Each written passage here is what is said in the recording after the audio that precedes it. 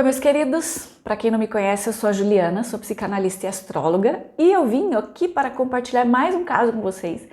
Esse é um caso bastante interessante, é um perfil de personalidade assim bastante comum, a gente encontra ele com frequência, mas a gente já está tão acostumado a lidar com ele que é muito difícil ter um diagnóstico sobre ele.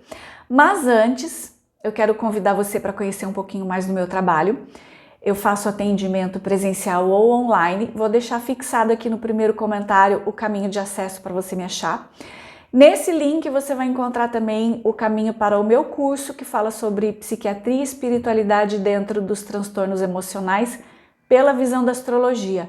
Tem um vídeo aqui no canal que fala sobre o curso, sobre a temática do curso. Eu acho que o tema do vídeo é aula de astrologia e planetas transpessoais, alguma coisa assim. Também quero convidar você para conhecer meu livro, Emoções e Sentimentos. Esse é um livro de autoajuda. A proposta dele é desmembrar cada emoção que a gente lida diariamente e a gente acaba passando por cima dela de uma maneira bem superficial. Então o convite é mergulhar mesmo dentro de cada emoção para a gente entender de onde que vem essas emoções que a gente lida aí todos os dias. Mas vamos então ao que interessa. Deixa eu abrir aqui meu apoio, porque o conteúdo é grande.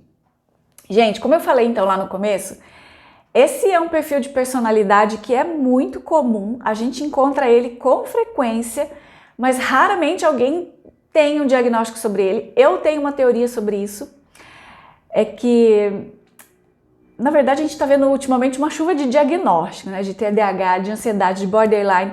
Mas esse tipo de personalidade, né? Esse é um caso de um tipo de personalidade, de um transtorno de comportamento que ninguém quer ter, né? Então, a impressão que eu tenho é que todo mundo ultimamente busca um diagnóstico para se justificar de uma tendência de comportamento, mas essa justificativa desse perfil de personalidade aqui, ninguém quer ter. Então, raramente eu recebo alguém no meu consultório dizendo que tem o diagnóstico dessa personalidade, que é a personalidade histriônica. Eu recebo todos os dias pessoas com diagnóstico de ansiedade, de borderline, de TDAH, mas histriônica, nunca. Ninguém chegou para mim e falou, eu tenho diagnóstico de personalidade histriônica. Não. E com esse caso aqui, não foi diferente. Essa é uma pessoa que chegou para mim para fazer a terapia de autoconhecimento, né? Para fazer o mapa astral das 5 sessões. E também para quem quiser saber, eu tenho um vídeo aqui no canal que fala sobre a terapia da reforma íntima, né? Que é o mapa astral em 5 sessões. O objetivo dela era buscar se conhecer, buscar o autoconhecimento, porque ela já estava cansada de sofrer com os relacionamentos afetivos, que ela era sempre enganada, que ela se sentia abusada e que ela se colocava também sempre em condição de submissão. Então, esse é o caso, mas antes eu acho que vale a pena a gente conhecer um pouquinho, né? Já que é um perfil de personalidade assim tão comum, eu acho que vale a pena a gente conhecer um pouquinho do que é que se trata essa personalidade, para a gente ver o quanto que a gente lida com isso todo dia, com essas características. Vamos lá, deixa eu abrir aqui meu apoio. O transtorno de personalidade histriônica, de acordo com o DSM-5, ele é caracterizado por uma emocionalidade excessiva e busca por atenção. A autoestima depende da aprovação alheia. Por isso que fazem de tudo para ser notado, né? Eles querem receber elogios, eles querem ser queridos. É um pouco diferente do borderline, tá? E vocês, conforme eu for falando, vocês vão perceber essa diferença. É um pouquinho diferente do borderline. Então, como eles querem ser vistos, querem ser notados, eles acabam sendo muito, muito sugestionáveis. Por isso que não é difícil de se colocar em condição de submissão, né? Ou em alguma outra condição constrangedora para conseguir a aprovação dos outros ou para conseguir o aplauso dos outros. Uma outra característica bastante acentuada desse transtorno de comportamento é ser extrovertido, né? Extrovertido demais ou dramático demais, bem teatral mesmo, né? Então uma pessoa que tem o TPAH se apresenta com exuberância, né? Quando ele quer ser notado e quando ele passa despercebido pelas pessoas, nossa, meu Deus do céu, isso é o caos, porque ele tem que ser notado. As principais características são egocentrismo, desorganização, autoindulgência, necessidade de admiração, um comportamento persistente manipulativo. E como o histriônico está sempre em busca de atenção, pouco importa se essa atenção vai ser positiva ou negativa, tá? Na verdade, ele quer ser visto. E essa postura, que às vezes beira a arrogância até, acaba despertando exatamente aquilo que eles não querem, né? Justamente aquilo que eles estão querendo evitar, que é o desprezo das outras pessoas. E quando isso acontece, essas pessoas, elas acabam protagonizando os maiores espetáculos. Então, chora, desmaia, passa mal e ainda publica tudo na internet, porque exibição é uma condição de regra. O que essa personalidade quer é ser notada, então essa personalidade vai fazer de tudo para ser notada. Então, se é por uma coisa feliz, se é por uma situação que mereça aplausos mesmo, ou se é por uma situação de sofrimento, sempre vai estar lá postando na internet tudo que está acontecendo, porque o que ele quer é o confete. Então, as histórias dessas pessoas sempre vão ser recheadas assim de glórias, né? Tudo vai ser muito mais glorioso que das outras pessoas, eles vão ser sempre mais que as outras pessoas, as experiências deles vão ser sempre mais divertidas ou mais sofridas, né? Aquela coisa que eles têm, né, os bens que eles possuem, vão ser sempre mais valioso que dos outros e, consequentemente, o sacrifício que eles fizeram para ter aquilo também, nossa, é muito maior. Porque eles sofreram demais, porque eles passaram fome, porque trabalhou demais. Então, assim, tudo é muito mais doloroso ou muito mais glorioso. O meu sempre tem que ser mais, né? No caso da personalidade histriônica, tem que ser nessa visão. Então, são pessoas que acabam tendo uma tendência para infidelidade, porque a necessidade de ser desejado é muito maior do que a vontade de viver uma relação duradoura. E isso, consequentemente, vai acabar levando para separação dolorosa. Mas, na verdade, isso não importa, porque eles gostam mesmo da cena de ciúme, né? Das brigas fenomenais, daquelas cenas espetaculares de sofrimento que vem depois, né? Porque isso dá muito like em rede social, né? Então, eles gostam bastante dessa postura espetaculosa. Essa condição ela é mais frequente em mulheres, de acordo com o DSM-5, mas isso não quer dizer que homens não tenham, tá? Uma outra coisa importante é que, geralmente, aparece ao mesmo tempo outros transtornos de personalidade, como no caso da minha cliente que tinha uma depressão crônica, tá? E aí, gente, ó, é muito importante a gente conhecer o traço de personalidade para saber distinguir uma coisa da outra, porque personalidade não é sintoma, é comportamento. E comportamento não se medica, se educa. Então é bem comum as pessoas chegarem no consultório com uma queixa de algum sintoma, como a ansiedade, por exemplo, mas a base do problema está na personalidade. E aí a ansiedade acaba aparecendo como um sintoma, né? Como a manifestação de que tem alguma coisa desordenada ali dentro dela. Eu falo isso bastante lá no curso que eu citei no começo do vídeo, tá? Mas vamos ao que interessa. Bom, vou colocar o mapa aqui, vou até chegar um pouquinho do ladinho. Vou colocar o mapa aqui para vocês me acompanharem. Deixa eu abrir ele aqui também para eu olhar para ele. Ó, a primeira coisa que eu acho legal destacar é a forma como esses planetas estão todos alinhados ali acima da linha do horizonte. Só ficou para baixo Júpiter, Lilith e Quiron. Isso já sugere que é uma pessoa que tem uma tendência de ser muito mais alto astral do que baixo astral. Não que essa pessoa nunca tenha os seus momentos de reclusão, é claro que ela tem, mas é bem provável que ela saia mais rápido desses momentos, né? Que ela tenha mais facilidade para sair desses momentos de reclusão. É uma pessoa que tem Sol e Ascendente em Sagitário. Eu já expliquei no outro vídeo sobre essa avaliação de Sol e Ascendente no mesmo signo. Eu acho que está no vídeo que fala sobre ansiedade e também no vídeo que fala sobre esquizofrenia. Então eu não vou me aprofundar muito nesse tema para o vídeo não ficar muito longo, tá? Vou só relembrar alguns pontos importantes aqui. Geralmente quem tem Sol e Ascendente no mesmo signo tem o Sol ou de casa 12 ou de casa 1, tá? No caso da nossa cliente, que tem o Sol de casa 12, tem ali o Sol e Ascendente no mesmo signo, então já fica claro o quanto é difícil para ela perceber o que é o sentimento egóico e o que é o sentimento individual, né? Separar o ego do self para essa pessoa é muito difícil. Por isso que as características de luz e sombra de cada signo tem que ficar muito bem clara para essa pessoa. No caso dessa nossa cliente, a gente está falando de Sol e Ascendente em Sagitário.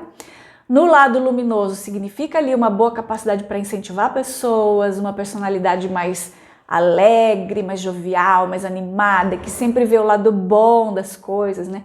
Tem um traçozinho até de inocência. E no lado da sombra sugere a dificuldade de lidar com isso de uma forma adulta. Então acaba sofrendo ali do sincericídio, isso é clássico em Sagitário, né? A inconsequência, essa questão da inocência também, né? Então, porque eles estão sempre vendo o lado bom das coisas, então acaba sendo um pouco mais inocente também. Esse é um mapa regido por Júpiter, portanto, as condições de Júpiter têm que ser muito bem analisadas. Então, vamos lá. Júpiter é o comandante da vida dessa pessoa, né? Tanto pelo Sol quanto pelo Ascendente. Então, vamos ver como é que tá as qualidades desse Júpiter aqui. É um Júpiter retrógrado em Áries. Os planetas retrógrados, eles sempre vão sugerir alguma negligência. Mas especialmente aqui no caso de Júpiter, que é o representante da abundância, ele pode trazer um pouquinho mais de dificuldade para a vida dessa pessoa. Então, quando ele aparece retrógrado no mapa, principalmente mapa de nascimento, né? Geralmente, ele vai sugerir uma personalidade que desperdiçou muitas oportunidades na vida.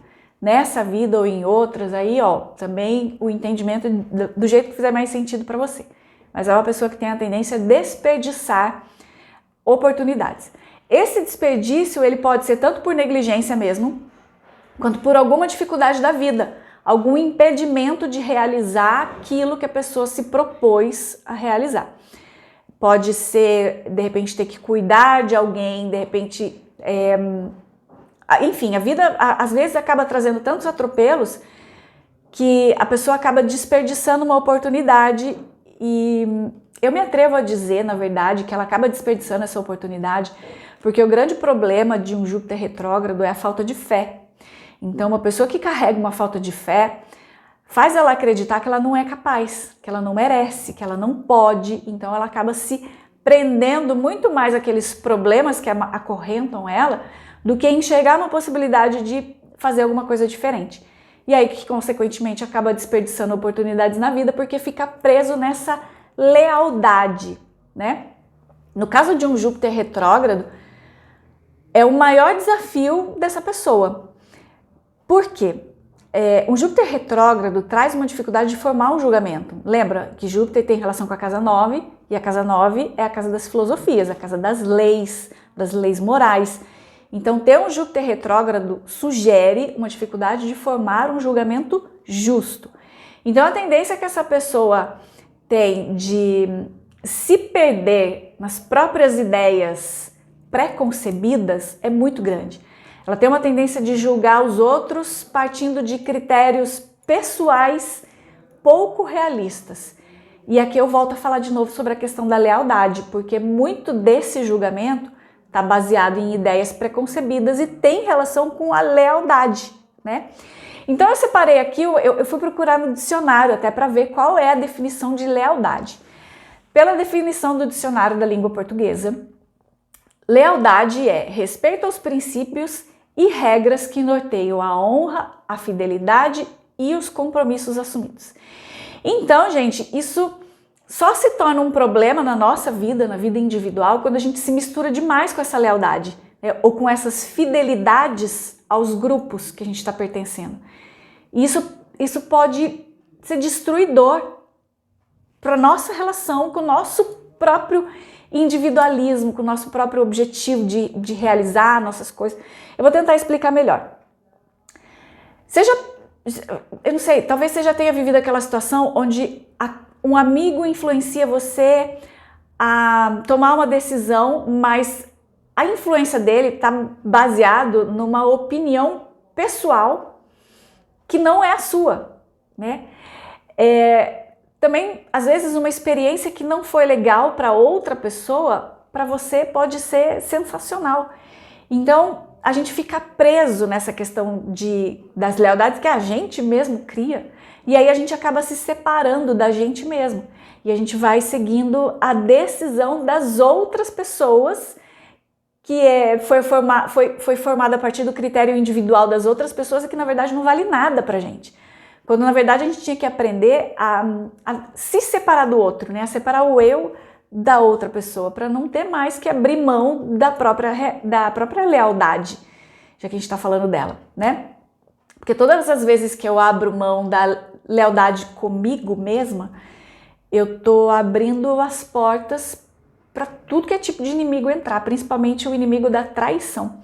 Então, quando a gente se mantém preso nessas falsas escolhas, a gente também está se mantendo numa condição de traidor da gente mesmo. Mesmo quando a gente acredita que é uma condição da vida, que é uma coisa que eu não posso mudar, que não depende de mim mesmo, que é a situação. Esse é o pensamento derrotista. Esse é o pensamento da vítima de si mesmo. Eu acabo formando um pacto ali de lealdade a esse vitimismo ou a esse derrotismo. Então, se manter nessa condição só aumenta o desperdício de oportunidades, né? Especialmente quando a gente está falando da conquista da autoestima.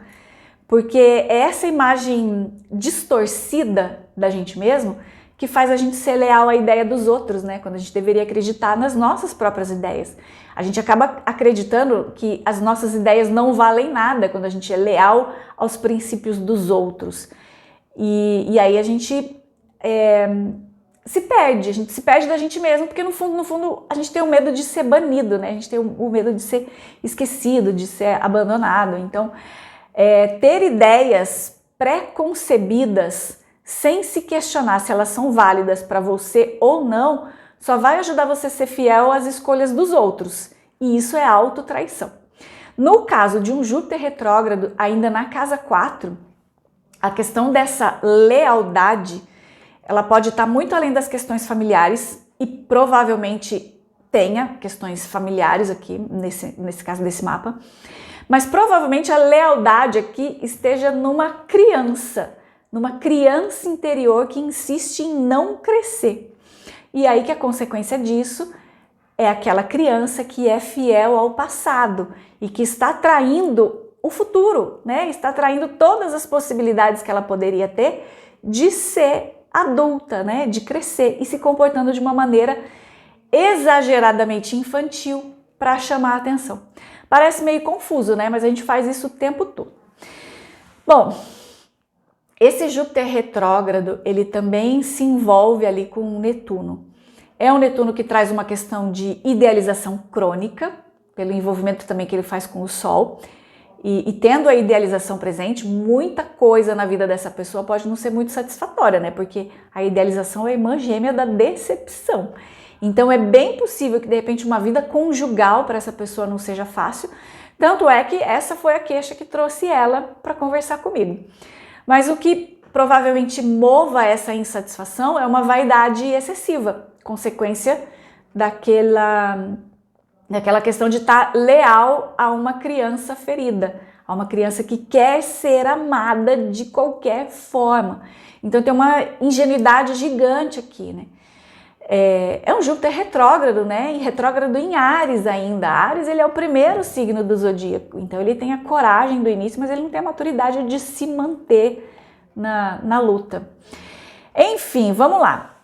Então, como eu já falei antes, é um Júpiter de casa 4, é a casa da estruturação da criança, o que sugere também uma personalidade muito preocupada consigo mesma, com a tendência de ser muito emotiva, com uma dificuldade de perdoar bastante grande. Não vou entrar no detalhe das questões familiares aqui, porque certamente tem questões familiares. Então, eu só vou fazer uma observação aqui, que eu também já falei sobre isso em outros vídeos, mas eu acho que vale a pena observar. Não é porque não exista uma possibilidade de mudança que a gente vai ficar preso na dor. E outro ponto, não é porque você vai mudar uma visão de comportamento que a dor vai deixar de existir. Então as dores, elas são válidas. Nessa questão da familiar que provavelmente essa pessoa tem, sim, existe uma dor ali, é uma dor que deve ser entendida, que deve ser compreendida, mas o que a gente tem que entender é a tendência de comportamento dessa pessoa, que é mais infantilizada, que é mais mimada, que gosta mais de querer ser notada. Vamos pra frente, deixa eu tomar uma aguinha. Então, como a gente já falou de Netuno, eu vou continuar com ele, tá? Porque esse Júpiter retrógrado faz um trígono com ele. Isso sugere que existe nessa personalidade a possibilidade de algum contato com a espiritualidade, o que pode ser muito bom se for trabalhado de uma maneira positiva. Mas lembra, espiritualidade, criatividade e loucura andam de mãos dadas, tá? Então, ao mesmo tempo que ela pode ter sim uma habilidade para essa empatia, para essa questão relacionada com a espiritualidade, pode sugerir também uma ausência total de realismo ou uma tendência de se permitir se envolver por ideias completamente fora da realidade, tá? E se deixar absorver por elas. Então, é aquele tipo de pessoa que sonha, mas não realiza.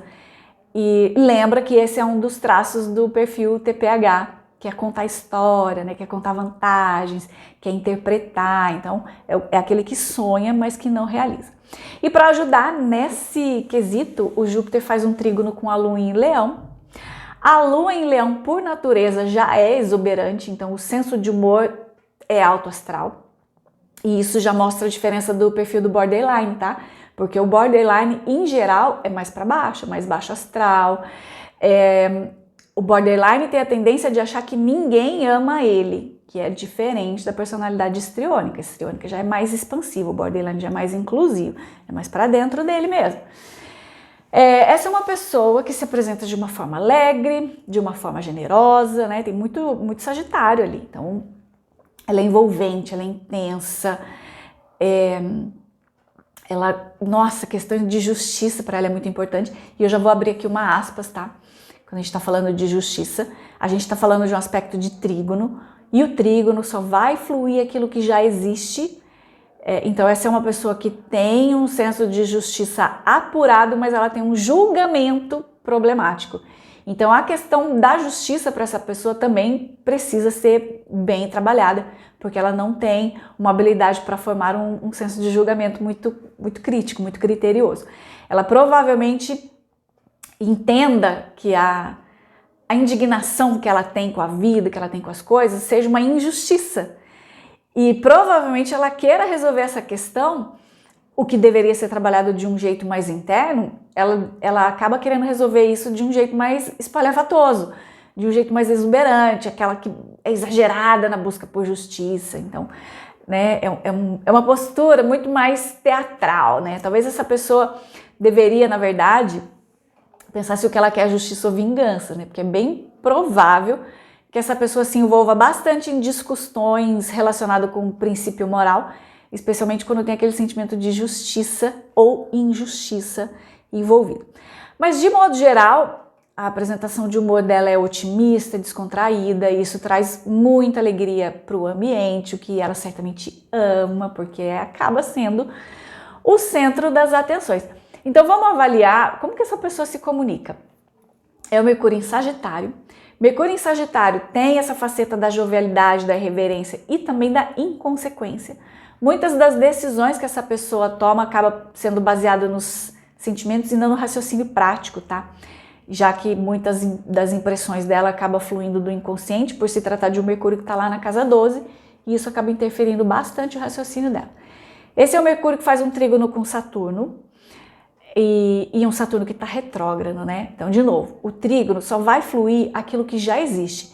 Então, se é uma pessoa que precisa investigar a questão do julgamento dela, a questão da moralidade dela, eu acho que a gente tem que investigar também a questão relacionada com esse Saturno, pela forma como ele vai influenciar aqui o Mercúrio dela, né? Porque é o Mercúrio que está lá sendo completamente invadido de questões inconscientes pela área onde ele está. Gente, eu vou abrir uma aspas aqui antes de entrar nesse Saturno. A gente já sabe que os retrógrados sugerem negligência. A gente já falou sobre isso. Por isso também que geralmente um planeta retrógrado tem muitas questões relacionadas ali com outras experiências. E aí, de novo, né, como que você vai interpretar isso? Para mim, não importa. Se é de vidas passadas, se é dessa vida aqui mesmo. Na verdade, não interessa, porque isso não tem que fazer sentido para mim. Tem que fazer sentido para você. Mas, no caso de um Saturno, essa questão ela fica bem evidente, porque Saturno ele é o senhor do tempo. As lições relacionadas a ele sempre têm a ver com a questão de sabedoria que a gente adquiriu através do tempo. Então, o Saturno retrógrado tem na sua essência um significado especialmente relacionado com as vidas sucessivas, com os aprendizados através do tempo.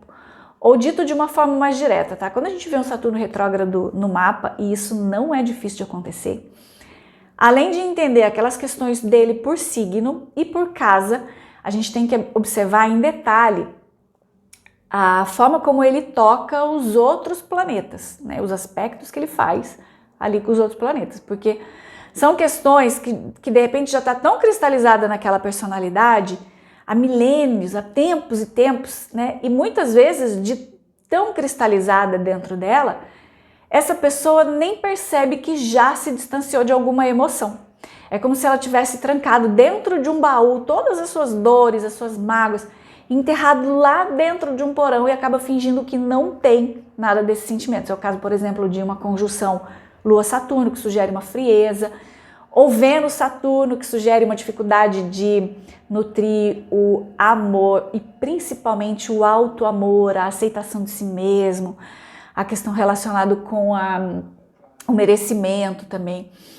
Nesse caso da nossa cliente, em específico, é um Saturno que está retrógrado na casa 8, é uma casa que fala sobre os assuntos de vida e morte.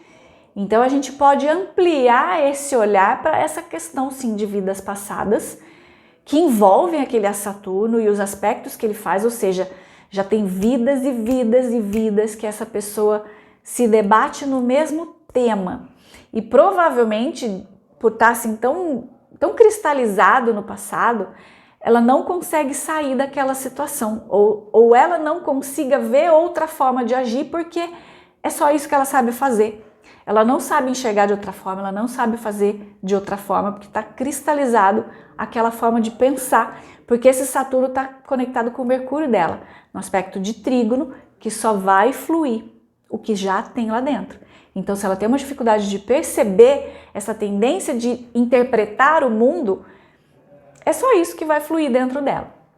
No caso desse mapa, a única coisa que essa pessoa aprendeu e repetiu vidas após vidas, se você entende dessa forma, né? Ou se você não entende, pode ser experiência após experiência também, do jeito que fizer sentido para você, é que tudo é para a plateia, né? A pessoa ela só se sente alguém quando ela é vista através dos olhos das outras pessoas. E às vezes, para ela atingir esse objetivo de ser notada, ela acaba assumindo responsabilidades que não são dela. Lembra? Saturno, responsabilidade, casa 8, o valor do outro. Nesse movimento ela acaba se tornando também uma pessoa muito autoritária, muito dominadora, ela acaba confundindo um pouco a questão do direito com o dever, né? Ela tem uma tendência de distorcer um pouco as coisas a seu benefício próprio. Então percebe aqui aquele traço da manipulação e do egocentrismo e da necessidade de admiração do histriônico. Isso fica muito claro aqui, né? Uma pessoa totalmente autoastral, festiva, alegre, mas que tem ali um traço de manipulação, uma necessidade de admiração. Isso fica muito evidente. Mesmo que essa pessoa se envolva em alguma questão social, alguma questão humanitária, é bem provável que a grande motivação dela inconsciente seja na verdade aquela vontade de ser vista, né, de ser notada como alguém legal, de ser notada como alguém especial. Então é bem provável que de repente todo esse cuidado que ela tem por outra pessoa seja muito mais motivado por uma necessidade de ser amada pelos outros do que um amor oferecido de verdade. Uma grande dificuldade na vida dessa pessoa pode estar justamente nesse ponto, que é o de assumir responsabilidade para um bem coletivo, ou servir a outra pessoa sem ter nenhum tipo de satisfação pessoal com isso, né? Esse é um ponto de muita dificuldade. Mas seguindo, então esse é um Saturno que flui bem com o Sol na casa 12, lembra que a questão de Sol na casa 12 é separar o individual do coletivo. Ele flui bem também com o Mercúrio, né, que a gente fala que é um aspecto positivo, só vai fluir. Mercúrio lá na casa 12. Indica também, de novo, que o pensamento dessa pessoa é guiado por memórias passadas. E isso pode sugerir também uma mediunidade bastante aflorada para essa pessoa. Mas, de novo, se não for uma mediunidade bem trabalhada, ou principalmente aqui, ó, despida de qualquer manifestação egóica que gosta de mostrar seus talentos em troca de alguns confetes, não é algo que vai ajudar muito essa pessoa. Pelo contrário, tá? Pode fazer com que essa pessoa continue presa naqueles conceitos que ela já carrega vidas e vidas e ficar repetindo sempre a mesma coisa. Então é nesse ponto que aquele tripé que eu sempre falo nos meus vídeos fica mais evidente, que é a questão de espiritualidade, criatividade e loucura, porque tudo isso anda de mãos dadas. Bom, vamos lá. Então o ponto, gente, aqui, eu acho que já ficou claro, né, a questão dessa tendência de se comportar procurando os holofotes, mas vamos continuar porque tem um outro ponto bastante interessante aqui que eu quero mostrar. Sabe aquele Júpiter retrógrado lá na casa 4, aqui, ó? Lembra de tudo que a gente falou sobre ele, né? Sobre a tendência do comportamento infantil, muito preocupado com a própria satisfação. Então, esse Júpiter, ele faz uma oposição com a Vênus, que está em conjunção com Plutão lá no meio do céu. Então, gente, olha, a gente precisa entender um pouquinho do Júpiter retrógrado, o que esse Júpiter retrógrado está expandindo, porque tudo que o Júpiter toca, ele expande. Então, o que é que esse Júpiter está expandindo? Vamos dar uma olhada nessa Vênus aí. Essa é uma Vênus que já está no aspecto separativo. Eu acho interessante também porque sugere que é uma situação que já aconteceu, é algo que já tenham passado. Então, pode ser mais um indicativo de um comportamento planejado por já estar acostumado a ser assim. Eu vou falar um pouquinho sobre essa questão do aspecto separativo. Eu acho que é bastante interessante, principalmente a gente, numa interpretação de revolução solar, porque ajuda a identificar quando é um assunto que está em andamento, ou que já aconteceu, ou é uma coisa nova na vida da pessoa. Então, interpretar se o aspecto é separativo, aplicativo, depende muito da sua sensibilidade de conseguir fazer essa observação em relação ao tema que ele traz. Eu não vou entrar nesse detalhe agora, pra gente não fugir do tema, também porque o vídeo já está bastante extenso. Vamos lá, vamos seguir. Então, essa é uma pessoa que tem a tendência de ir longe demais para agradar e causar uma boa impressão. Isso pode fazer com que, de repente, ela acaba monopolizando ali algumas pessoas, monopolizando no sentido de manipular mesmo, tá? E desprezando outras pessoas, porque aquelas pessoas que não vão cair na sedução, ela simplesmente descarta e eu não me dou bem com essa pessoa e passa para frente, tá? Então as relações dessa pessoa sempre vão ser intensas, ela não vai se interessar pelo básico, pelo comum, ela quer mais e ela investe muita energia nisso porque o objetivo dela é receber a atenção. Então ela vai investir 200% da sua energia nesse processo. É muito difícil que ela tenha consciência disso, porque, como eu já falei lá no começo do vídeo, certamente tem questões de infância que que provavelmente seja uma batalha individual para essa pessoa e não é esse o foco. O foco é a gente observar um traço de personalidade. E, gente, se você ainda não entendeu como é que essa história, né, como é que uma história de vida pode não ser a grande justificativa para o seu comportamento, eu sugiro um vídeo que tem aqui no canal, que fala sobre essa questão da espiritualidade, qual a relação dela com os nossos transtornos emocionais, tá? Vamos lá. O fato é que essa pessoa, ela tem muito medo de perder o amor dos outros, né? O amor das outras pessoas. E por isso ela investe muita energia em ser legal, em ser querida, em ser amada, em chamar atenção. Ela realmente acredita que ela tem que ser íntima de todo mundo. E ela faz isso chamando atenção para ela. Gente, isso acontece tudo na casa 10, que é a casa da reputação. Então essa é uma pessoa que ela quer ter a reputação de ser a mais amada. E faz isso impulsionada pelo Júpiter retrógrado lá no fundo do céu, que está carregado de um comportamento exibicionista infantil para chamar a atenção. Eu acho que já ficou claro aqui, né, que é uma pessoa com a tendência de um comportamento exibicionista, mas o que deve ser trabalhado nessa pessoa é o que realmente motiva, o que ela quer quando ela tem essa busca frenética pela atenção, né? Então esse é o ponto que a gente deve abordar dentro de terapia, quando a gente lida com algum caso assim. Então, não são as crises de depressão que trouxeram essa pessoa para o meu consultório, não são as dificuldades dos relacionamentos por se submeter a situações desagradáveis, não é nada disso, né? Não é nem o diagnóstico da personalidade histriônica que deve ser tratado. O que a gente tem que trabalhar é a emoção base dessa personalidade. E isso só com muita terapia. E principalmente com muita coragem, né? De assumir as parcelas ocultas que essa pessoa carrega. A personalidade histriônica, ela está dentro de uma classificação dos transtornos dramáticos e erráticos do DSM-5. E lá também tem o narcisista, o borderline, o antissocial.